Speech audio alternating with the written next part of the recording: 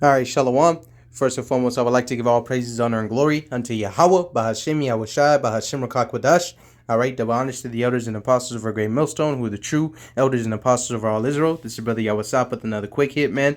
And basically today, I'm gonna play this clip for you, man, and it's disturbing, man. You know what these people do with these babies, man. What Esau does, man. This wicked, vile man needs to be taken down. All right, it's no longer a want. It's no longer it should. It's a matter of it needs to happen, man. All right, because if they're doing shit like this out in the open, imagine what they're doing behind closed doors, man. All right, they're coming for your babies, man. All right, the real people you should be mad at is the so-called white man, the red Hebrew Edomite. All right, that nigga is gonna burn, man. All right, the Most High is gonna give us that spiritual power to take this nigga down, and rightfully so, man. All right, he needs death, bro. He needs it.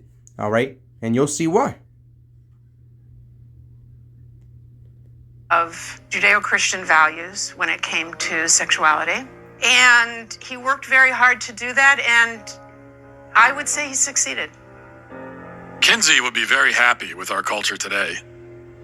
His idea was that children are sexual from birth, that we're all inherently sexual creatures from cradle to grave. He believed that true happiness is found in a life of perverse sexual experimentation, no matter the age. What came out is that his research was fraudulent. Kinsey based his fraudulent conclusions on data he collected from convicted sex offenders and child molesters. His research was conducted in prisons, not everyday America. He also performed horrific sexual experiments on children, some under the age of 1. His most influential book, Sexual Behavior in the Human Male, contains an infamous chart called Table 34, which documents the orgasms of very young kids, including babies as young as 5 months old. But instead of suffering the consequences for his heinous actions, he was and still is celebrated by academia and Hollywood. His ideas form the foundation for sexual education in public schools today. How do we get from this to you can choose your own gender? Okay, well now we have another very important character, and his name was John Money. John Money was a psychologist and professor at Johns Hopkins University. Gender ideology was his brainchild. In fact, he coined the terms gender identity and gender roles. And according to Money, babies are gender neutral at birth, and ultimately environment determines whether a person is a man or a woman. Money was telling the world about his theory that a boy could be raised as a girl and do just fine, and vice versa. And so Money tried out his theory on 2 young twin boys, the Reimer twins.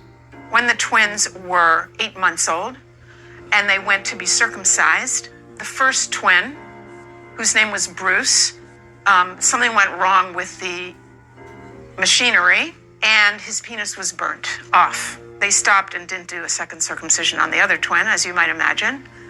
And the parents, of course, didn't know what to do. How are they going to raise this child?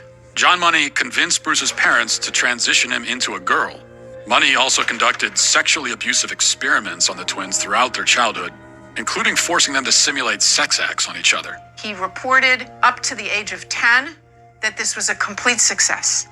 Well, wasn't true. The results were a disaster. Bruce could never fully accept his female identity. Eventually, his parents told him the truth, and he chose to transition back to a boy, taking the name David. As an adult, David spoke out about the abuse and the damage done to him by John Money. The girls would do their things with their Barbies and things like that, and that wouldn't interest me. And things such as trucks and building forts and getting to the odd fist fight and climbing trees. That's the kind of stuff that I like, but it was unacceptable. So I'd never. As a girl. As a girl, I had no place to fit in. The trauma that he and his brother and his entire family went through left deep scars. His brother died of an overdose when he was 38, and then David committed suicide. There was never a retraction or an apology from John Money. Instead, his ideas were adopted by mainstream psychology, and they form the basis of gender ideology today. Why don't more people know about John Money and Alfred Kinsey? Evidently, there are forces that don't want this information out. Yeah, man. So as you can see, these niggas are wicked, bro. All right, the so-called white man, the red Hebrew Edomite, is a devil for sure. All right, and if it ain't him, where and who is he? All right. So I just want to get a quick scripture, man. It's gonna be the book of Psalms, chapter 7, and I'm gonna start at verse verse 8, and it says, Yahweh shall judge the people. Judge me, O Yahweh, according to my righteousness and according to mine integrity that is in me, which is how the Most High is going to judge us, starting at the house of God, but with the house of the wicked, including 2/3 of our people. All right, verse 9. Oh, let the wickedness of the wicked come to an end, but establish the just. For the righteous God trieth the hearts and reins. That's right. Oh, let the wickedness of the wicked come to an end, man. All right, because it doesn't stop there. All right, that's a glimpse. All right, into the back into the curtain of what Esau hides behind, man. All right, and pretty soon it's gonna, all these things, all more information is gonna keep coming out about this nigga and how he's a devil, man. All right, he's gonna, this guy needs to be destroyed. All right, so it says, verse 10, my defense is of God, which saveth the upright in heart. God judgeth the righteous, and God is angry with the wicked every day. That's right, the Most High Yahweh is angry with the wicked every day. All right, the Most High is waiting to destroy these people, and you can see why. All right, these people need to be cut off from the earth, man. They are a disease. They are a cancer to the planet Earth, and they need to be destroyed. And that's the man that you have ruling over you right now, man. The man that you praise, the man that you call upon in time of distress. That so-called white man, the red Hebrew Edomite, the devil, man, Satan. All right. Well, the Most High is gonna destroy this guy, man. All right, and if you don't like it, you're gonna get destroyed right with him. It's gonna be the book of Malachi, chapter 1 and verse. I'm gonna start at verse 2. I have loved you, saith Yahweh. Yet ye say, wherein hast thou loved us? Was not Esau Jacob's brother, saith Yahweh? Yet I loved Jacob, and I hated Esau, and laid his mountains and his heritage waste for the dragons of the wilderness.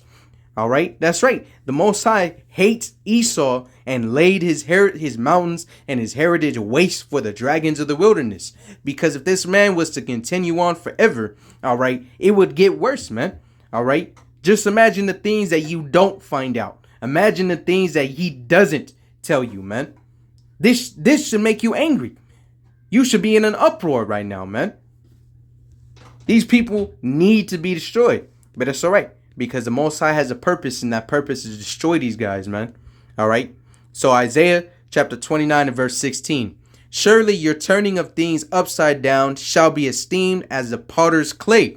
For shall the work say of him that made it, he made me not? Or shall the thing framed say of him that framed it, he had no understanding? That's right. Your turning of things upside down shall be esteemed as the potter's clay. All right. And the Most High is going to give us that iron rod to break it in pieces, man. The Most High is going to use us to destroy you people, man. Because you rightfully so. Look at the stuff. Look at the shit you do whenever you're in power, man. Micah 2. All right. And so from there, I want to go ahead and end it off on this, man. It's going to be the book of Revelation. Or matter of fact, I want to end it off on this, man. It's going to be the book. Where's it at? Of Psalms, chapter 144, or 149. All right. And verse 5, it says, let the saints be joyful in glory, which the saints are the Israelites, the so-called Negroes, Latinos, and Native Americans. All right. Moreover, the elect says, let them sing aloud upon their beds. Let the high praises of Yahweh be in their mouth, and a two-edged sword in their hand, to execute vengeance upon the heathen and punishments upon the people. That's right. Execute vengeance upon the heathen and punishments upon the people. Because look at what they did when they were in power, man. All right. They can be curing cancer. All right. Curing all types of diseases. But instead, they're running around fucking little babies, man. So it says, verse 8. To bind their kings with chains and their nobles with fetters of iron. That's right. Because their king, look what their kings allow. All right. Their kings are going to be put in chains, man.